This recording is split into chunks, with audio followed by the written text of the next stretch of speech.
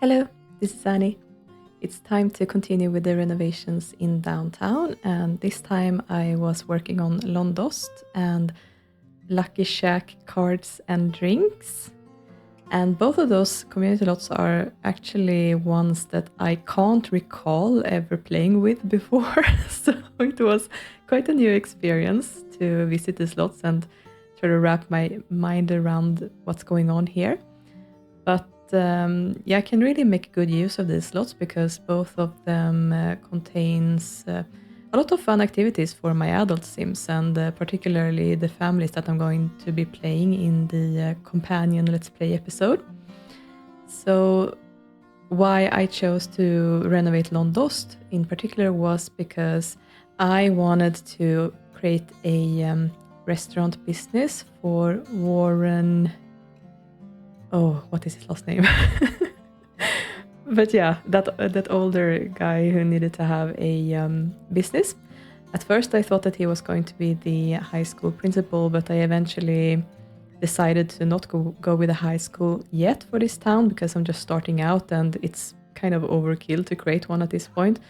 So yeah, I went with a restaurant business for him instead, and I took a look at the different options that I had in downtown already because I felt like it would be more fun to utilize one of the ones that were already here rather than start a completely new one. And looking at the sort of descriptions and what I could see from neighborhood view, what the community lots looked like, I felt like Londoste was the sort of the perfect match. The only thing that I was a little bit unsure about to start out was the description that mentioned that Londoste had become very popular because of a young new chef, and I didn't really have any of my playables in mind for that role, but I'm gonna have to take care of that when I start with the Let's Play episode. So of course, this was already in a particular theme when I first started to renovate it, a Tudor style building, so yeah, it really draws the mind back to Veronaville that I'm also working on and off at this point. So there's a lot of similarities sort of in the layout of the outsticky parts of the different areas in the build, the roofing, I think, and also of course the exterior walls have that very specific Tudor pattern. So I went ahead and used the one that I had already used in Veronaville actually, and I'm pretty sure I got that one from the medieval smithy. So that's one of the ones that I've used. And I also went ahead actually with the same kind of windows and doors as I've used in Veronaville to sort of tie that together a little bit, not consciously, but I just felt like it matches very well with what it looks like and the vibe that I'm going for. Other than that, I am trying to use a pretty light hand when I'm renovating this because I want to maintain the essence of what the build was like from the start, but I'm removing some stuff and changing some other things out. For example, there was a chair in the women's bathroom for some reason. I don't know why. They would want to sit and relax in there, but yeah, apparently that was a thing. That's not a thing anymore though. But then I also felt like I needed to change out these really horrible brownish walls for something else. Hopefully make things a little bit more modern, hopefully a little bit more tasteful as well when I change things out. There were these low walls separating this space so that sort of the area in front of the fireplace was fenced in. I'm gonna remove that though and make more of an open space. And this whole level of the build was completely unused, but there were prepared rooms here for some reason. So of course I could have extended the building to be larger and utilize this space, but I felt like the building was big already, you know? It already had a complete dining area as well as a bar, so I was also thinking about sustainability in when I was going to actually use this lot as a playable business. It would have been quite a lot to take care of, I think, if I also used the upstairs area. But of course, it's still there, so I could utilize it in future if I want to expand the business somehow. Maybe I decide that this is gonna be more of a club in future. Who knows what's gonna happen? The guy who owns it, Warren, he's an elder after all, and who knows what the owner after him is gonna do with it. So there's tons of possibilities. I think that that's actually a theme that's been running in many of the community lots that I've seen in downtown, that the creators of this neighborhood, they tended to build buildings that were 2 stories high, even though only the first floor was utilized for something. And I feel like it often has to do with more of the silhouette of the building itself in the neighborhood, because it's a city, and having very short buildings everywhere is probably not the city vibe that they were going for. And I think that makes sense as well. So that's probably something that I should try to keep in mind if I decide further down the line to actually build my own buildings here to use, that I should think about this sort of city silhouette as well. So this became sort of a more fancy kind of entrance room, and I kept the floors and the carpet in the middle because I thought that looked really nice. And I switched out the host podium for one that's sort of half invisible. You can only see the book and the phone. And then that is placed on top of... No, that one is actually placed on the floor, but then I had to place the counter, the island counter, on top of a walk-through block. Because otherwise, I think, if I recall correctly from having played with similar solutions, that they can't use the podiums otherwise. So that's what I did. And then I kept this as the dining room, of course, and I tried to use these really fancy Paisley Avenue wallpapers in combination with the wooden panels, because I just felt like an entire room with those wallpapers were just too much. So it was nice to sort of frame in the different areas with different textures, I felt like. That's actually a technique that I've also picked up from renovating Veronaville. To make this kind of fond walls. I'm pretty sure that that's the name, at least it's in Swedish. But yes, the sections in the room with different walls. Make it seem less busy, I guess, as well. And then I kept this area as the bar as well. And I really liked how the floor patterns in the entrance hall looked. So I tried to recreate that like underneath the bar area to make it look a little bit more interesting. And it was difficult at first to figure out how to work with the pattern, but I think that it worked out well in the end there. So that creates a room within a room, as I always says. But that's a good technique to use in these kinds of multifunctional rooms that are really huge, to make it appear like everything has its place, And this is one of the rare occasions when I actually remembered to add in the ceilings within the footage. Because I normally remember to do that when I'm about to take the screenshots at the end after I just stopped recording. But yeah, for some reason this time I actually recalled it. So what I tend to do is to switch the walls so that they are cut away, and then just tilting the camera down so you can only just see the roofing, or well, the ceilings, I guess. And that way you can repaint them.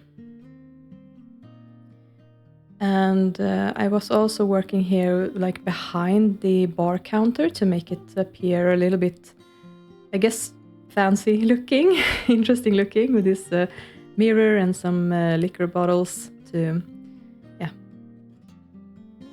bring in the vibe that I was going for. And of course there's also a door leading into behind the bar area, because You know, especially when I am building for making this an own business, it's important that the employees are going to be able to walk everywhere to and from the bar area.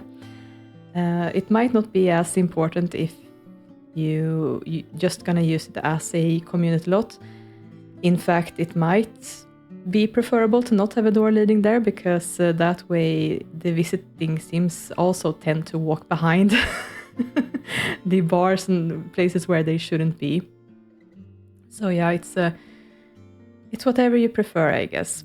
It can be annoying when they are routing to behind the bar area, so just not having a door there, even though it breaks immersion somehow, can be preferable. And I also decided to keep the chess tables. I felt like it's like fair enough. What else to put in here, right? I guess the people who are gonna visit this restaurant slash bar, I guess they are a little bit like the kind of people who would sit and play chess with a glass of wine or something. I don't know. Some of them, perhaps. And then some decorations, of course. And then I'm moving on to the dining area. So whenever I am furnishing for a restaurant, I try to consider the placement of the tables. Because what's gonna happen when your Sims are visiting the restaurant is that whenever the host has greeted them, the table that fits the number of Sims is gonna be considered first in order of how close it is to the host podium.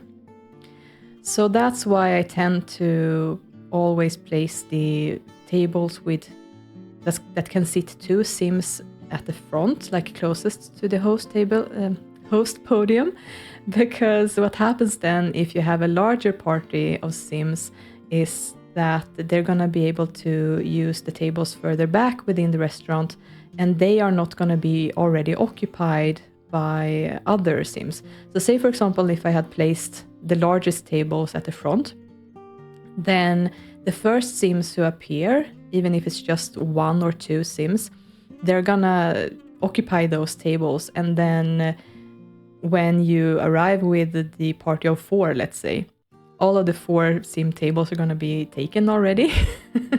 I hope I'm explaining this well. But yeah, so that's why I am trying to place the 2 Sim tables at the front of the restaurant and the other ones further back.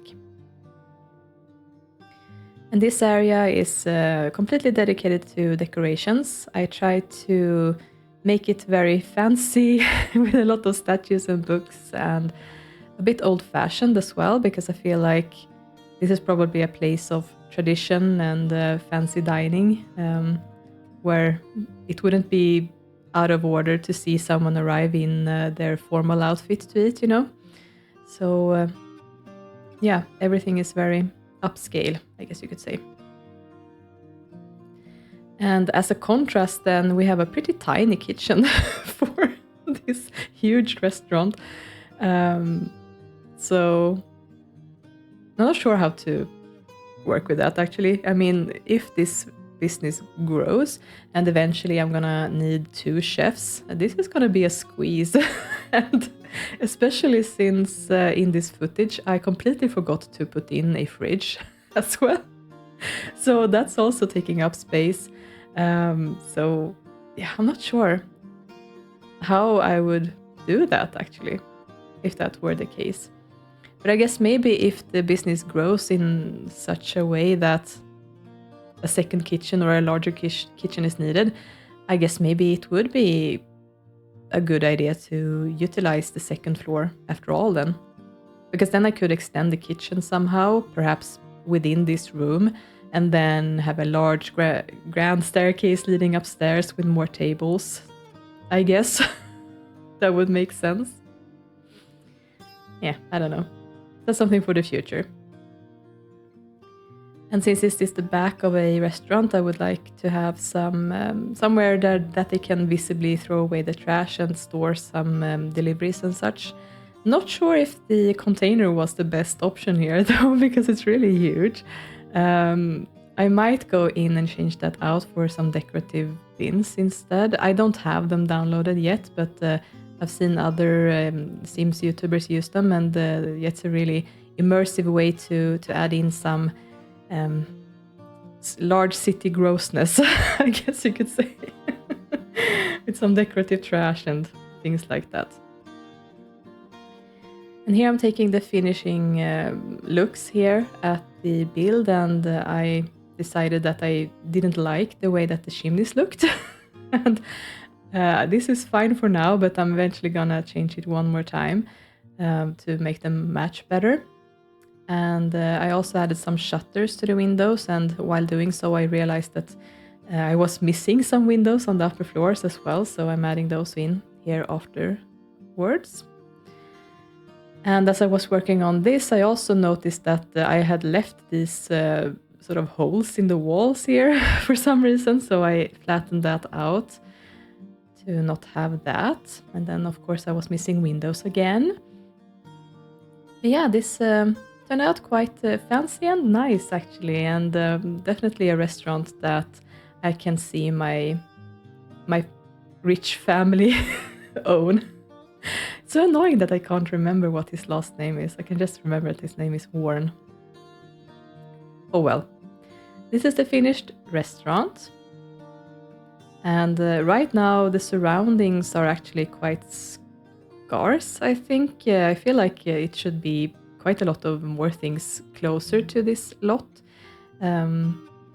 Whether that is actually community lots or decorations, I'll have to figure that out, because now it feels like the community lots are not sitting close enough together, you know, for a large city. So I'm probably gonna have to think about that. Yeah, so this is where you come in and where you're seated. And you're sitting down to eat your fancy dinner. And then the tiny, tiny kitchen without a fridge. I've gone in and fixed that afterwards, so it's all good. Yeah, that was the first community lot for this video, and moving on to the second one. So that is the Lucky Shack.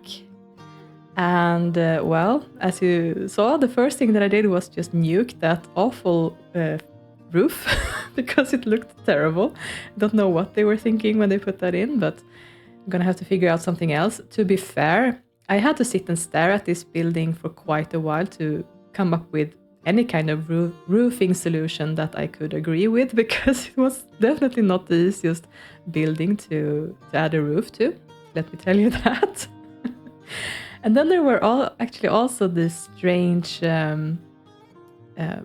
patios, I guess you could say, on both sides of this build that I just walled in, and eventually I'm gonna change those into bathrooms.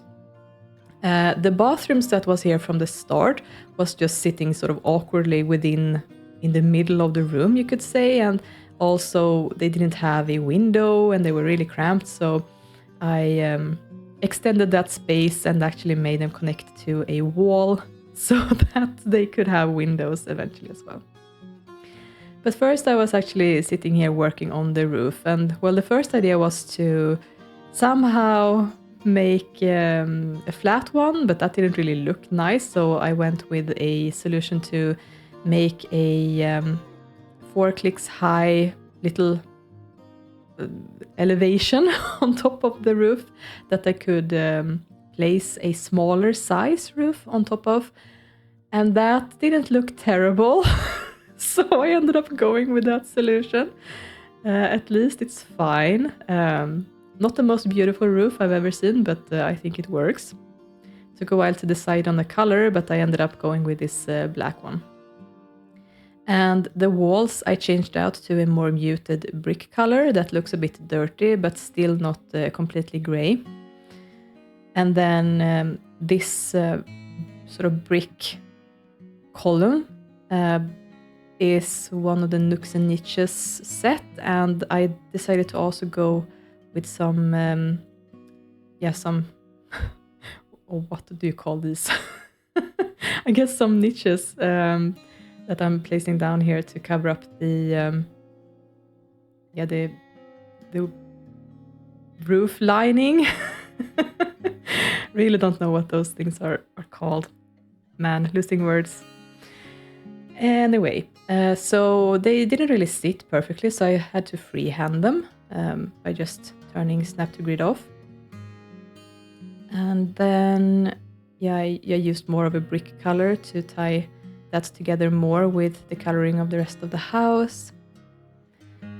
And then started to go with the doors and windows here, and I wanted to feel, I guess, like a pretty old and run down pub, but with a lot of charm. So I guess a place that you would see in one of those sitcoms, like How I Met Your Mother, for example. That was the vibe that I was going for. And these kinds of windows is actually something that I've only just added into my downloads folder, so my gaze was immediately drawn to them for some reason. But I think that they worked out in this build because they are not very decorated, but they add in a lot of light, so felt like it suited. And they also gave me the option of several sizes, so that was good. So this is sort of the layout that I ended up going with. I kept the bar in the same place, and sort of the different floor patterns I kept the same as well, but obviously I changed them out for something a bit more tasteful. So I went with this flooring that's really dirty looking, but I like it. And then in this area around the bar, I also wanted sort of a patterned floor. So I changed it out for some different options. The karaoke machine I wanted to put on a stage, so that the Sims actually had to walk up some stairs and then actually stand on an elevated platform to perform. So that's what I did here. And also gonna put in the staircase, of course. And then I also went with sort of a wooden color for some of the walls, because that's what was here from the start as well, wooden paneling. But it felt like it was, I didn't want it everywhere. So I ended up going with some mismatched wallpapers here. And I was going with a sort of halfway tropical theme, I guess you could say. I guess I could say that the theme is more like mismatched kitsch style is what I was going for. And ended up going with this sort of palm tree wallpapers, and I think the other ones are green with pink flamingos on them. Very nice. And then, of course, it wouldn't be the Lucky Shack without card tables. So those were practically the only thing except the bar that I kept in this room. And then this that used to be 2 bathrooms ended up becoming a kitchen. Because that was one of the things that I wanted to add to this lot, a way for my Sims to eat something. So I'm gonna put that in eventually. Then it was time to work on the bar area, and this was not supposed to be a fancy bar at all, so I even changed out the style of the bar here to something a little bit more grimy looking, I guess. And this bar, I closed it in completely so that the workers, like, no one can walk behind the counter without going through the doors, and hopefully that will dissuade my Sims from going there, because they really have no business going into the kitchen or behind the bar. Is my theory, but yeah, that might not work. The Sims tend to route to wherever they please after all, but at least it's a little bit more difficult for them to access behind the bar now. And then, of course, I wanted to fence it in somewhat with some cupboards and columns. The bar already had columns from the start, but they were really slim and tiny, so I wanted something a little bit more elaborate, I guess. So what I'm doing here is that I am putting in some cabinets and then freehanding the sides so that they line up somewhat perfectly, as good as I can do it anyway. And then they are sort of hanging mid-air. Not really from the roof, but I guess from the walls, and then the columns are stabilizing them somewhat. And I'm gonna go with this a little bit more fancy looking column than compared to the straight one that was from the start. And then I also decided to put in some menus here on top of the bar area, so that it looks like the Sims can actually decide on, you know, what they should eat or drink from just looking up. That's something that you see quite a lot in places like this. And this little funny in glass tray, what should you call it? Decorative holder for glasses. I was not able to really work with it in a good way before I decided to put it on this below ground OMSP, and that made it work well, because when I tried to lower it with the Shift Everything mod, it snapped to the counters. So putting it on OMSP was necessary in this case to actually be able to freehand it. And then I am adding in an extra poker table here, so that we have a little row of them here. And this section is going to be dedicated to just playing poker. And that's actually also sort of the area that was utilized from the start for the poker table, so I maintained that.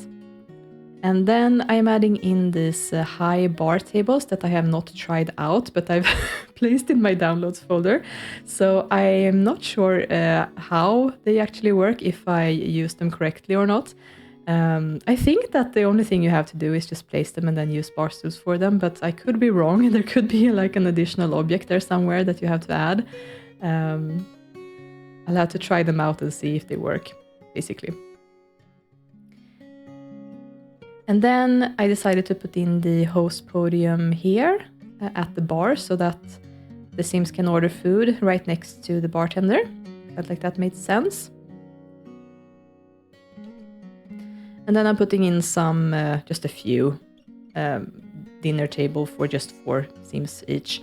But I figure that most Sims are probably gonna just sit down and eat at the bar counter, you know. It makes sense.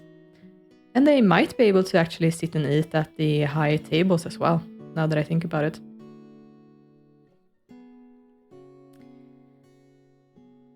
And then we're adding in some decorations here, so I'm going with curtains, of course. These windows are actually quite large, so there's a lot of visibility into the bar, so that might not be the most fun for when you're partying around here.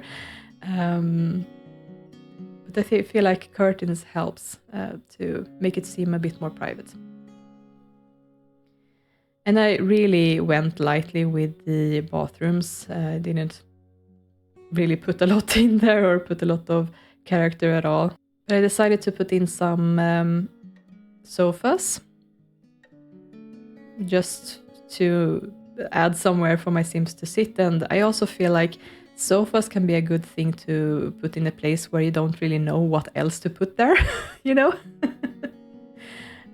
Sofas and also sort of cabinets with decorations is what I tend to squeeze into those kind of spaces.